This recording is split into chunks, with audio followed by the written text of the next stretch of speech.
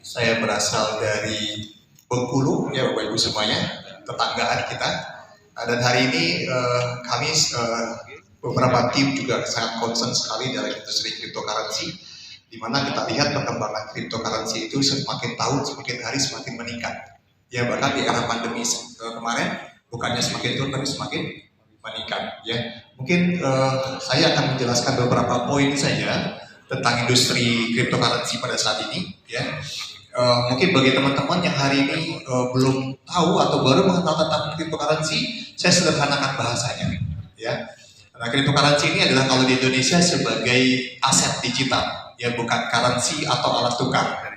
Ya, karena tidak ada yang bisa menggantikan rupiah saat ini, karena transaksi legal hanya by IDR atau rupiah ya. Nah kalau cryptocurrency lebih kepada aset digital, tidak ubah seperti kita menyimpan aset-aset yang lain. Ya hanya bedanya kalau cryptocurrency ini dia tidak berwujud tetapi bernilai. Itu aja bedanya. Ya kalau aset emas dia berwujud dan bernilai seperti itu ya. Nah, nanti ada beberapa aset digital teman-teman yang akan disampaikan oleh pemateri kita. Ini aset digital karya anak bangsa yang akan punya potensi nilai yang sangat tinggi nanti. Ya. Nah saya cuma menjelaskan bagaimana era sekarang ini terus berubah. Ya. Nah saya sangat yakin juga Bapak Ibu yang di ruangan ini sudah menyempatkan diri hadir, ya sudah investasi waktu pasti, sudah investasi uang pasti ya.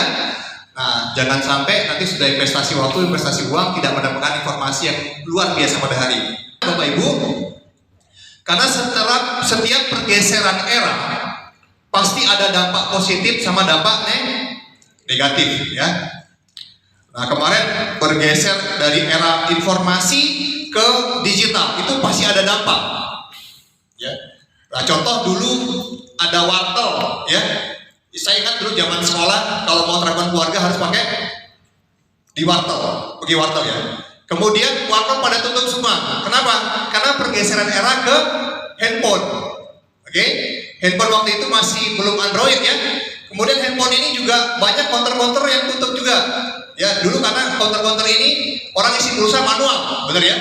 Sekarang isi pulsa bisa banking atau yang lainnya. Ya, jadi enggak usaha-usaha konvensional yang tutup akhirnya. Apalagi kemarin semenjak pandemi, betul ya?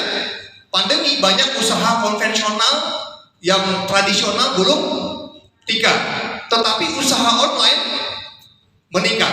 Ya, saya tahu persis pengiriman barang online semenjak COVID waktu itu. Wah itu luar biasa. Bahkan beberapa jasa kurir itu omsetnya naik 2, 3, 4 kali lipat, betul ya?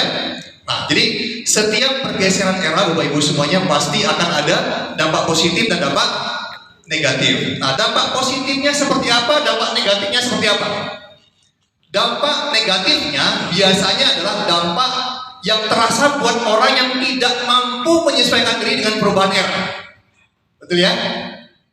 Jadi kalau dia tidak menyesuaikan diri dengan perkembangan era, maka dia akan kena dampak negatif. Tapi kalau dia mampu beradaptasi dengan pergeseran era, maka itu dampak positif buat dia. Ya, jadi ada masalah, ada peluang, betul ya? Nah, sama seperti yang kami mau sampaikan pada hari ini, Bapak Ibu semuanya. Jadi mudah-mudahan nih, dan saya sangat yakin orang di ruangan ini, Bapak Ibu semua yang di ruangan ini, pasti orang yang mampu dan mau beradaptasi dengan era di digital.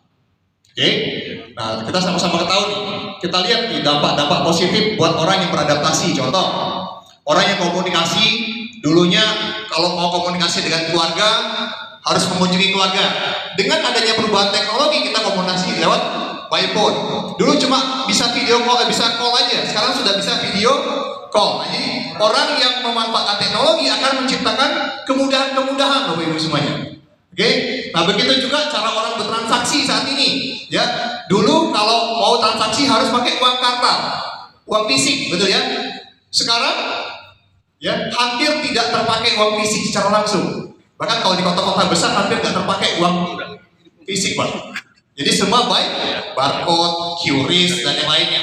Nah ini dampak positif dari orang yang menggunakan teknologi, ya.